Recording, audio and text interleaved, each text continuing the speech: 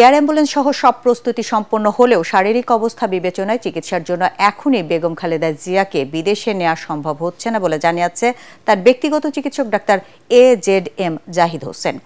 ব্রিফিংয়ে তিনি আরও বলেন, বেগম জিয়ার আকাশপথে ভ্রমণে সক্ষম ও নিরাপদ মনে করলেই মেডিকেল বোর্ড তাকে বিদেশে নেয়ার বিষয়ে সম্মতি দেবে। তিনি অতীতেও আরও গুরুতর অসুস্থতা থেকে সেরে উঠেছেন জানিয়ে ডাক্তার জাহিদ আশা প্রকাশ করেন দ্রুতই সুস্থ হয়ে উঠবেন বিএনপির প্রধান। বিস্তারিত জানাচ্ছেন মইনুল হাসান। প্রায় 2 সপ্তাহ ধরে গুরুতর অসুস্থতা নিয়ে রাজধানীর এভারকেয়ার হাসপাতালে চিকিৎসাধীন বিএনপি চেয়ারপারসন বেগম খালেদা জিয়া। এরই মধ্যে উন্নত চিকিৎসার জন্য তাকে লন্ডন নিতে এয়ার অ্যাম্বুলেন্স ঠিক করা সহ নেওয়া হয়েছে সব প্রস্তুতি। তবে শারীরিক অবস্থা বিবেচনা করে এখনই বেগম জিয়াকে আকাশপথে দীর্ঘ ভ্রমণের অনুমতি দিচ্ছেন না চিকিৎসকরা। আমাদের সর্বোচ্চ প্রস্তুতি রয়েছে, যখনই উনাকে বিদেশ নেওয়ার জন্য মেডিকেল বোর্ড যথোপযুক্তভাবে তৈরি মনে করবেন, শারীরিকভাবে মনে হবে যে উনাকে সেফলি ট্রান্সফার করা যাবে। কারণ মনে রাখতে হবে 12 থেকে 14 ঘন্টা যখন আপনি এয়ার ফ্লাই করবেন, তখন যে হাই অল্টিটিউডে মানুষের শারীরিক যে পরিবর্তন হয় সেটির সাথে খাপ খাওয়ানো একজন অসুস্থ মানুষের পক্ষে সবসময় সম্ভব হয় না। আমাদের মেডিকেল অ্যাম্বুলেন্স সবসময়ই প্রস্তুত আছে, শারীরিক অবস্থায় বলে দিবে যে ওনাকে কখন বিদেশে চিকিৎসার জন্য নিয়ে যাওয়ার যাবে। এভারকেয়ার হাসপাতালের সামনে ব্রিফিংয়ে ডাক্তার AZM জাহিদ হোসেন আশা প্রকাশ করে বলেন, দেশবাসীর দোয়ায় সুস্থ হয়ে বেগম জিয়া আবারও দেশের নেতৃত্ব দেবেন। উনি এসছেও প্রতিকূল অবস্থা থেকে, আল্লাহ উনাকে সুস্থ করেছেন আপনাদের সবার দোয়ায়। আমরাও এবার এবং মেডিকেল বোর্ড অত্যন্ত আশাবাদী যে এবারও ওনার যে শারীরিক জটিলতা, এটা আপনাদের দোয়া এবং আল্লাহর অশেষ মেহেরবানিতে ইনশাআল্লাহ দেশনেত্রী বেগম খালেদা জিয়া সুস্থ হবেন। এদিকে শুক্রবার দেশে ফেরার পর থেকেই প্রতিদিন হাসপাতালে গিয়ে অসুস্থ শাশুড়ির চিকিৎসা সহ সার্বিক বিষয় তদারকি করছেন পুত্রবধূ ডাক্তার জুবাইদা রহমান। গেল 23 নভেম্বর থেকে হৃদরোগ, কিডনি ও লিভার জটিলতায় গুরুতর অসুস্থ সাবেক প্রধানমন্ত্রী বেগম খালেদা জিয়া রাজধানীর এভারকেয়ার হাসপাতালে চিকিৎসা নিচ্ছেন। মইনুল হাসান, ATN বাংলা, ঢাকা। টানা তৃতীয়বার অর্জন করেছে দেশের সেরা সুপার ব্র্যান্ড স্বীকৃতি বসুন্ধরা টিস্যু। তারেক রহমানের নেতৃত্বে বিএনপি আগামী জাতীয় নির্বাচনে অংশ নেবে বলে জানিয়েছেন দলের স্থায়ী কমিটির সদস্য আমির খসরু মাহমুদ চৌধুরী।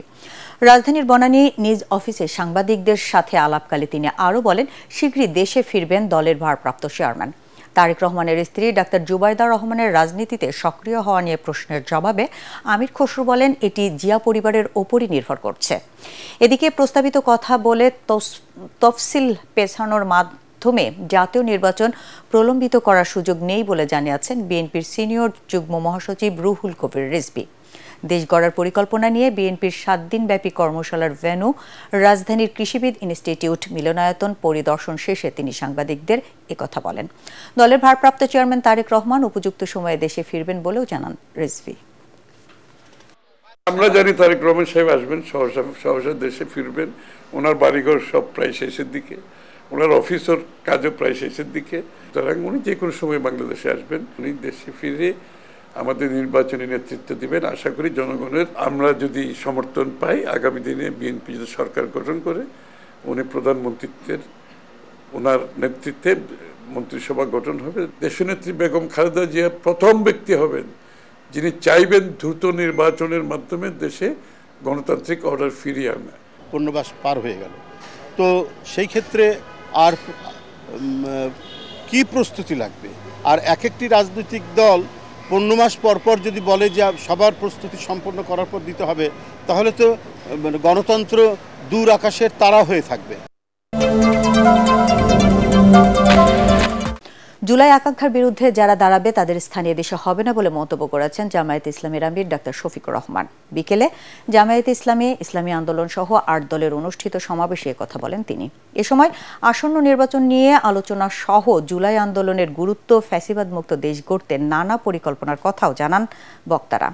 সিলেট থেকে ইকবাল মুন্সির পাঠানো তথ্যচিত্র নিয়ে আরও জানাচ্ছেন আশিকুর রহমান।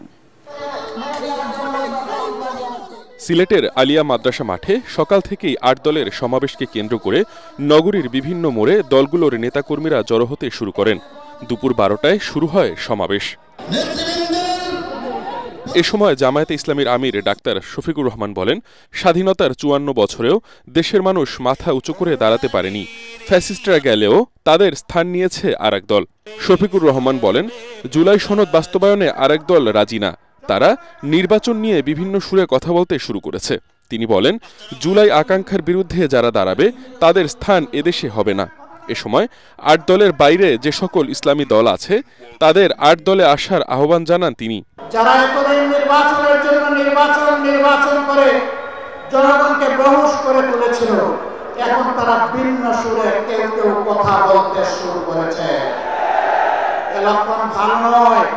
তারা বুঝতে পেরেছেন তারা যে সমস্ত কর্মকাণ্ড বাংলাদেশে পরিচালনা করছেন, বাংলাদেশের জনগণ তাদেরকে আগামী নির্বাচনের লাল কার্ড দেখানোর জন্য প্রস্তুত হয়ে গিয়েছে। সমাবেশে বিশেষ অতিথির বক্তব্যে খেলাফত মজলিসের আমির আল্লামা মামুনুল হক বলেন, বৈষম্যহীন ইনসাফ ভিত্তিক বাংলাদেশ গড়তে ইসলামিক শক্তিকে ক্ষমতা নেয়ার জন্য হাতে হাত রেখে কাজ করতে হবে। একটি পক্ষ যে কোনো বাহানায় জুলাই সনদকে এবং বাংলাদেশের রাষ্ট্রীয় সংস্কার কার্যক্রমকে ব্যাহত করতে চায়। আমরা বার্তা দিতে চাই, জুলাই সনদের বিপক্ষে যারা না বাক্সের জন্য ক্যাম্পেইন করবে, বাংলার মানুষ তাদেরকে প্রত্যাখ্যান করবে। এ সময় ইসলামী আন্দোলন বাংলাদেশের আমির পীর মুফতি সৈয়দ মোহাম্মদ রিজাউল করিম বলেন, দেশের সকল জনগণ ফ্যাসিস্ট ও চাঁদাবাজির বিরুদ্ধে। ইনশাআল্লাহ সমাবেশে ৮ দলের অন্যান্য নেতারাও বক্তব্য রাখেন। আমাদের এই আন্দোলন চলবে। Bureau report, ATN Bangla. আন্দোলনে জিততে গণঅভ্যুত্থান পরবর্তী বাংলাদেশের নতুন রাজনীতির পথে না হেঁটে বিএনপি জামায়াত অস্ত্রের মহড়ায় লিপ্ত হয়েছে বলে অভিযোগ করেছেন এনসিপির সদস্য সচিব আক্তার হোসেন। রাজধানী বিশ্ব সাহিত্য কেন্দ্রে জুলাই স্প্রিটে অনুপ্রাণিত এনসিপির সহযোগী সংগঠক ন্যাশনাল প্রফেশনালস অ্যালায়েন্সের আত্মপ্রকাশ অনুষ্ঠানে তিনি বলেন, পেশিশক্তির রাজনীতি মানুষ আর দেখতে চায় না। এতে এনসিপির মুখ্য সমন্বয়ক নাসিরউদ্দিন পাটোয়ারি জানান, এনসিপি কোনো দলের সাথে আসন সমঝোতায় যাবে না।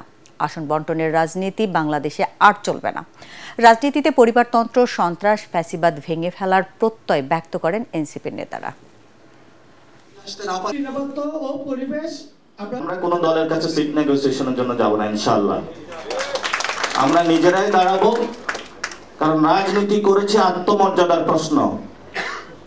আত্মমর্যাদার প্রশ্নে আমরা এক বিন্দু ছাড় দেব না। যে সকল দলের নেতৃবৃন্দ রয়েছেন, আপনাদের মেরুদণ্ড কোনো বড় দলের কাছে বিক্রি করে দিবেন না। মেরুদণ্ড সোজা রাখুন, আমাদের সাথে আসুন, ইনশাআল্লাহ ঐক্যবদ্ধভাবে আমরা একসাথে রাজনীতি করব।